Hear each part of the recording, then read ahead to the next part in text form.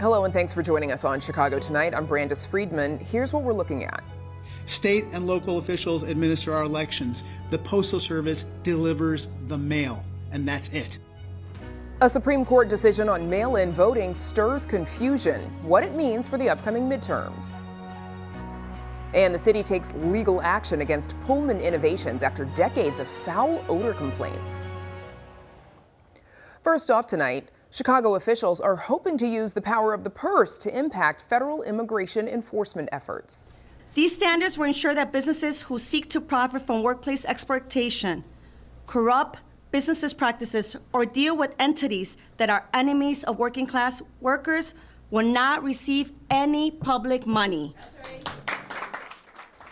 A new executive order prevents firms that profit from President Trump's mass deportation efforts from also winning lucrative city contracts. Under the order, the city's chief procurement officer will develop new rules requiring city contractors to disclose whether they have earned more than $500,000 from governments or law enforcement agencies in the last 5 years. Advocates say they've identified more than $3 billion in Chicago contracts held by firms that also do business with ICE, including ACOM. That's a multinational firm that built the Police and Fire Training Academy and is leading the modernization of O'Hare Airport. Meta agrees to a $17 billion settlement in a landmark case over teen social media addiction. At issue in the trial was whether Meta designed its platforms with addictive features and knowingly exposed young users to serious mental health harms. Illinois joined dozens of other states in the lawsuit and stands to receive around $768 million if the court approves. As part of the settlement, the social media and tech giant agrees to implement safety features for children on Instagram and Facebook. Those include daily time limits, nighttime blocks that restrict children's feeds, new age verification measures, stronger parental controls, and the ability to pause teens' access to so-called beauty filters on photos. Meta urges its rivals, TikTok and YouTube, to adopt similar safety measures. A new report says Chicago's tax increment finance districts, or TIFs, don't accomplish or didn't accomplish what they were designed to do. The research from the University of Illinois Chicago says the city's widespread use of TIF caused property tax bills to increase significantly in the last 40 years, but did little to spur economic growth in the parts of the city that needed it most. Researchers say the bulk of TIF funds over 40 years have gone to a handful of downtown and more affluent neighborhoods versus the blighted, underperforming areas TIFs were intended for. The study shows in 2025, TIF districts received 17.8% of all property tax collections.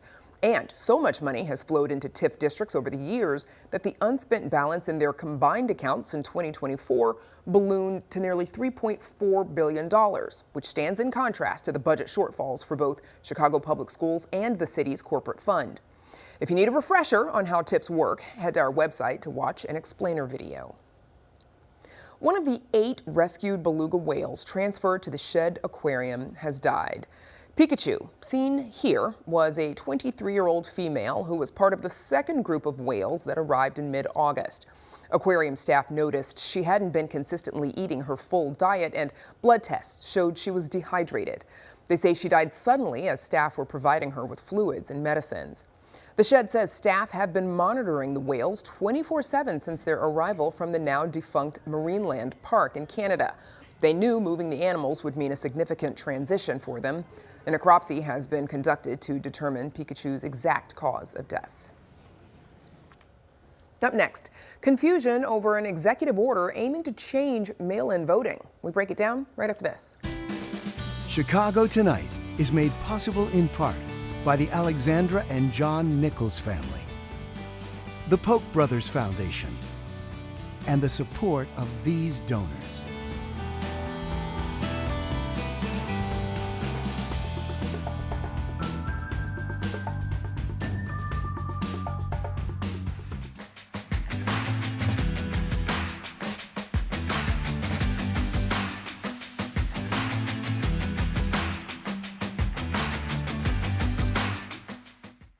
An executive order, lawsuits, and court decisions are stirring confusion over possible last-minute changes to mail-in voting ahead of November's midterm elections. A Supreme Court decision this week allowed an executive order from the Trump administration to stand for now. That order would create federal lists of voters eligible for mail-in ballots. Now, the same coalition of states that filed the first suit, including Illinois, are suing the U.S. Postal Service over its implementation of the new rules. In a statement about today's lawsuit, Illinois Attorney General Kwame Raoul says, quote, "The U.S. Constitution plainly gives states, not the executive branch, the power to administer elections. I will not let the president sow chaos into the upcoming general election." Joining us now are Stephen Schwinn, a law professor at the University of Illinois, Chicago, and Monica Gordon, Cook County Clerk. Thanks to you both for joining us. Stephen, let's start with you. Please clarify for us, what did the March executive order say? So the executive order did three things, Brandis. First, it directed the Department of Homeland Security to create lists of voters in each state and then to mail to those states the list of the voters. Second, it directed the Attorney General to clamp down on certain election crimes. And then third, it directed the U.S. Postal Service to configure ballots for mail-in ballots and specify what would be on those ballots for the states, and then only mail those ballots to and accept those ballots from voters that are registered in the state. And what did the Supreme Court decide on Monday? Well, the Supreme Court said that the states who sued to halt that executive order, they lacked what we called standing. And that meant that the states were unable to show that they were harmed in the way that one needs to be harmed to get into federal court. That in essence, they sued too soon because we didn't know yet how the Trump administration was going to enforce its executive order. Right, and the whole timing argument of it gets a little bit tricky because they're suing again. And all right, we're going to talk about that more in a minute. Clerk Gordon, how is Cook County preparing to handle mail-in voting for the midterm elections? Well, I'll say for Cook County, it's business as usual. As many of you saw when our federal partners, Congressman Krishnamurthy, came to visit the election center. We're still running things as usual. We're making sure that voters know that they need to have a voting plan. I always say, I would never say, you know, don't vote by mail, but I always say have a voting plan. And so the tour was amazing. They were able to see how serious we are about election security, as well as election officials all over the country. The thing is, the states run elections, not our federal government. And we're moving forward.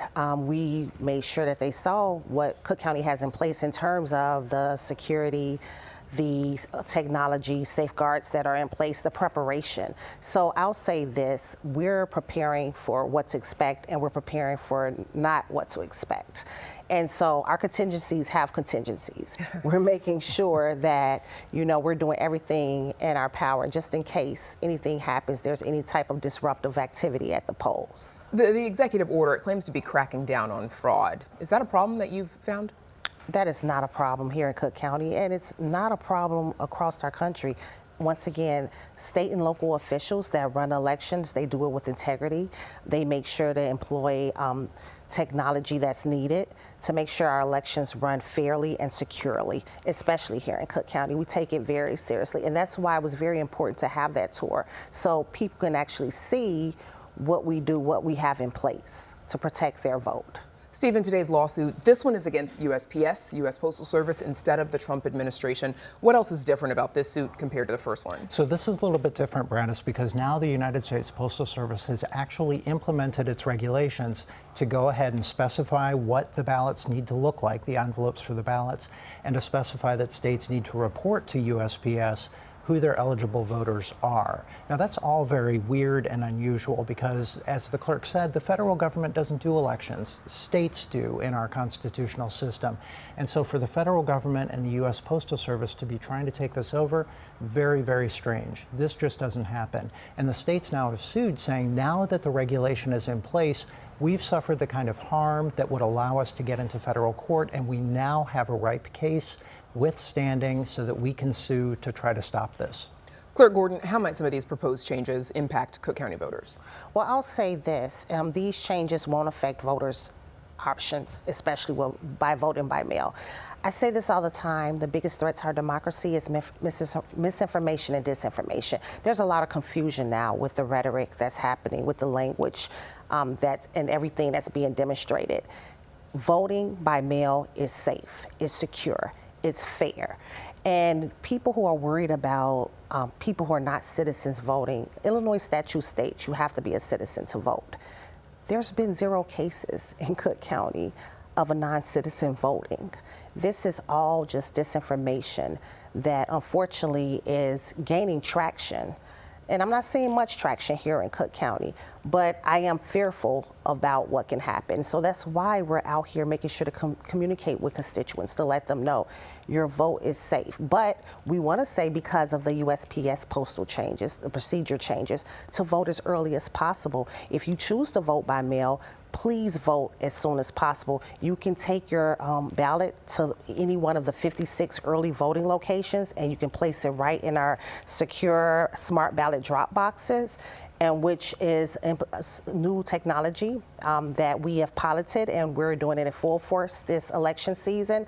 And these are, I mean, they have tamper-resistant construction, smart ballot tracking system, a surveillance camera. And so we urge you to either take it there to one of the 56 early voting locations, or you could take it right to the post office. You could take it right there and have it postmarked on the spot to make sure that your vote counts. And definitely don't wait until those few days leading up to the election. No, if you're we're not planning on voting chances. by mail. Stephen, we mentioned the timing earlier, but why is the timing of the March executive order important? So the timing really put states in a bind. What happened is the administration issued this executive order very late in the game in March, and then the U.S. Postal Service and DHS started to implement it just this summer. Now we have elections. They're just a couple of months away. And our election officials need to get these ballots out in the mail. So by the United States Postal Service issuing its regulations now, it's really putting state election officials in quite a bind. We just really don't know whether they're going to be able to comply with the new USPS regulations. Clerk, what trends have you seen in recent elections with who is choosing to vote by mail versus early in person? Oh, vote by mail is definitely having an increase. Now, I'll say that it had the biggest uptick went during the pandemic. Of course. But also the ballots come in waves. You know, sometimes there's a higher peak, then there's a lower peak. There's typically a higher peak before the election, but we're seeing people vote by mail because it's easier. It makes it accessible, and at the Cook County Clerk's Office, our job is to make voting more accessible. We want everyone to have an opportunity to have their voice heard. I mean, and vote by mail is great. The president voted by mail. So we've heard. Stephen, how might restrictions on mail-in voting bleed over to affect in-person voting as well? This is going to infect our entire voting process, Brenda. So the problem here is that the administration is sowing confusion and distrust in our voting system directly with regard to mail-in voting, but that's going to spill over into general elections as well. We've seen the administration take a number of other efforts and anticipate that they'll take even more efforts to get involved in the fall elections in ways that just are going to confuse things and make voting very, very difficult. And so I really want to underscore the message: make a plan to vote, vote early, vote when, just make a plan. Don't vote often. Don't vote often. Right, just early. Just early. Clerk, how is the county preparing to secure in-person voting as well? Well, we are in partnership with local law enforcement as well as the Cook County Sheriff's Office. So as I stated before, our contingencies have contingencies in terms of we're well prepared for what to expect, for what not to expect. But I'm remaining vigilant. Because I know that we've done the preparation. We have extra security resources available across the county. Right. And you said yesterday that you've got no information of, for example, of immigration agents planning on being around or federal agents being around, but you're still prepared in case. Yes, exactly, because polling places are civic spaces. They are not for immigration enforcement or any type of political activity. So we're remaining vigilant, and we're going to make sure that Cook County voters have their opportunity to get their voice heard. Stephen, how much of this is going to remain in the courts between now and the midterm elections, and how might all of this affect? It's hard to say at this point. I think these cases involving this particular executive order are going to play out in the courts over the next couple of weeks and months. They're moving very, very quickly. We've seen action in these courts just today. But there may be other litigation as well. If we do, for example, see DHS officers or ICE officers or other federal officers at the polling places, I expect that we'll see more litigation and anything else that the Trump administration might try to do to limit our right to vote. the Supreme Court? Could we be back in, like, could this issue be back in front of this, for example, with the case that was just filed today by that same coalition of states? It certainly could, Brandis, and I would expect that it would be. Okay, more to come. We'll leave it there for now. Stephen Schwinn and Cook County Clerk Monica Gordon. Thanks to you both. Thank you. Up next, the city and state take legal action against a company accused of stinking up a Chicago neighborhood for decades.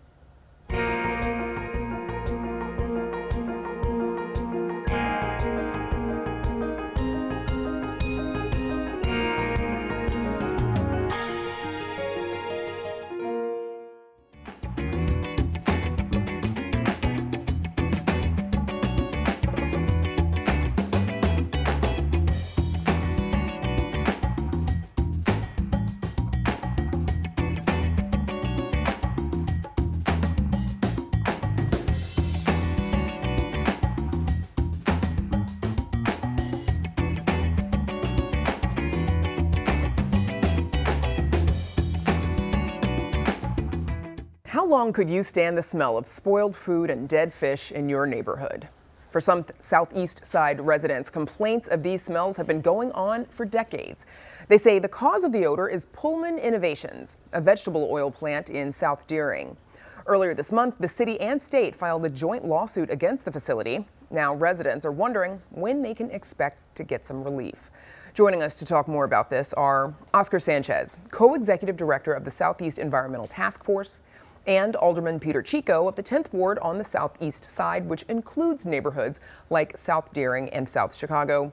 We also invited Pullman Innovations, but have not heard back. Thanks to the two of you for joining us.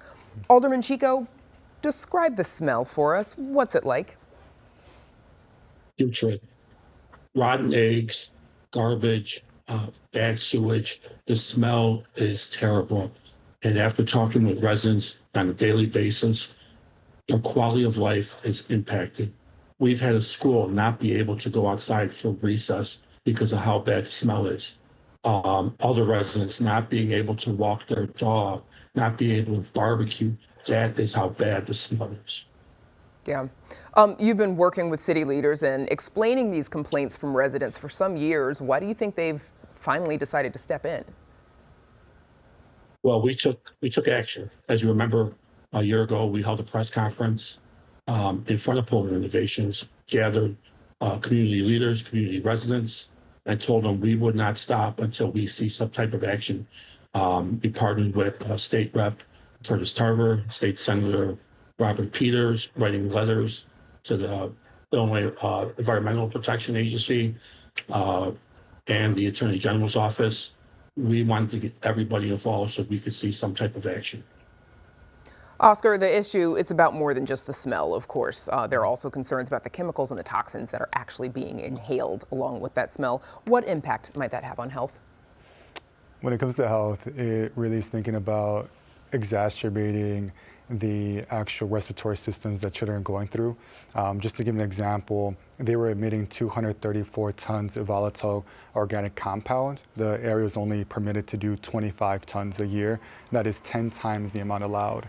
And just thinking about that alongside the respiratory issues children are already going through, thinking about also the cancer rates and among all these other things, it just exacerbates the effects. But a lot of things that happens is you get bronchitis to respiratory issues and just increases chances of cancer, which is not normal for any community, and children should not be going through it alongside the elderly. And to be clear, what you said was they have been admitting 230 tons versus the 25 that are allowed, the 25 tons. Okay, So that's a lot, it's a big difference. The lawsuit alleges that there are, so I want to make sure I follow my lawyer's advice. They've been allegedly, releasing 234 tons. They've been having a minor source permit that only allows 25 tons, and they've been allowed this since the year, I believe, 2018. Okay. So it's been more than 8 years. All right. Alderman Chico, as you mentioned, last year residents filed a class action lawsuit against Pullman Innovations on behalf of more than 2,400 households near that plant. Tell us more about that lawsuit, please. Yeah, I mean, once again, we were looking at other options to enact some type of outcome. This has been going on for decades. There were two different owners at this property. Residents were sick and tired, and they took it into their own hands to do something, and that's why that class action lawsuit was filed. Oscar, do you think residents who have been inhaling these odors, do they deserve some sort of financial compensation? 100%. I think one of the things that we have to say is also thinking, we appreciate, the governor, also the mayor taking action through their agencies, but it was over 800 complaints that had to happen in order for there to be investigators that were on site. And when they went on site, they said it was so foul for them to actually continue. If an investigator is going there in a hazardous area, this is something that children and elderly and our families are going through every single day. They need to be, community members need to be sought financially, because at the end of the day, it's their lives. What else do you think? What would justice look like? What else would you like to see come of these lawsuits for neighbors in these communities? When it comes to neighbors, I think the neighbors need to decide for themselves. But what we've been hearing on the ground is that, first of all, if the facility was not thinking about its neighbors, it should be shut down. And I think that's for the neighborhood to continue deciding. But I think, when it comes to exacerbating people's health, it really has to be, what does it mean to have justice when you're affecting a community who already has higher rates of cancer, higher rates of asthma? What does justice look like? Is it paying, reparations for those items? So I think there's a laundry list of, we already have asthma vans in the community. What are the other things we can be doing to ensure that not only is there a cost that needs to be paid for what's happening now, but the decades that this has been going on for? Alderman Chico, you've said before that this would not be happening in a North Side neighborhood. Do you still believe that, and why? I do believe that. In fact, we had a community meeting in May where we had the Illinois Attorney General out there in the IEPA, and that question was posed to a community member because they brought up a scenario where the same situation was happening up north, and it took much shorter time for that issue to get resolved. So I still do believe that. What do you think? I mean, do you think the powers that have the ability to do something about this? Do you think they've heard that? I think they heard our community loud and clear. After, like I said, years and decades of having this issue, they finally got their attention. The IEPA set up a website for community members to easily go there to file complaints. And like Oscar said, hundreds of complaints were filed throughout these last several months. Oscar, there's the broader issue of air pollution on the south side as well, outside of just what's being emitted from this facility. Tell us more about that and how these residents are disproportionately affected. So I think, Chicago is one of the best cities in the world, but it's also it's the logistics hubs when it comes to the Midwest. So we have, when it comes to our airport system, when it comes to our diesel trucks emissions, there are many different ways that logistic companies, provide economic opportunities, but there's also ways that we're not reducing the actual effect when it comes to community members. So I think there's many different facets and factors that come into play when it comes to air emissions, and that's a really grateful. Again, something that we brought up before is that we have one of the largest air monitoring networks that just got built in Chicago. So we're looking to continue monitoring, and folks can check that out at Purple Air Clarity Monitors online and continue moving forward. One thing I do want to make sure is that if there is a need for anybody to report an odor, please make a 311 report. Please make an Illinois EPA report, because we see that it does take time, but there is going to be action that takes place. And who are some of the people who live in these communities? Who are the residents? So the residents are, for me, I get emotional but it's the moms and the pops. It's the workers. It's the people that, work every day to make sure, they bring food to their table.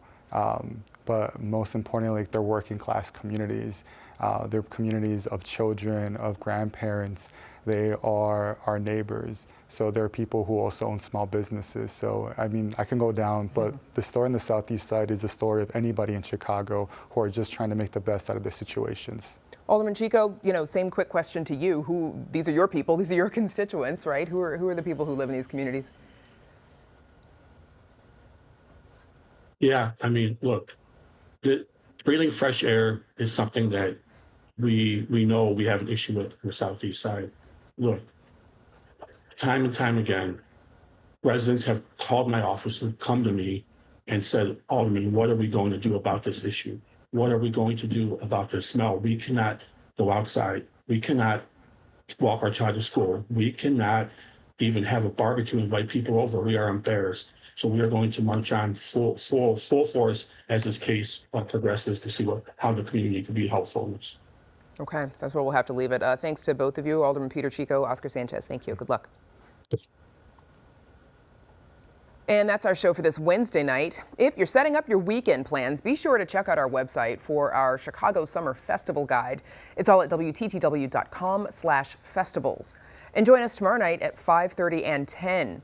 High-speed rail from downtown Chicago to O'Hare is en route with plans to hit the tracks in the next 5 years. We hear from the people behind the project. Now, for all of us here at Chicago Tonight, I'm Brandis Friedman. Thank you for watching. Stay healthy and safe, and have a good night.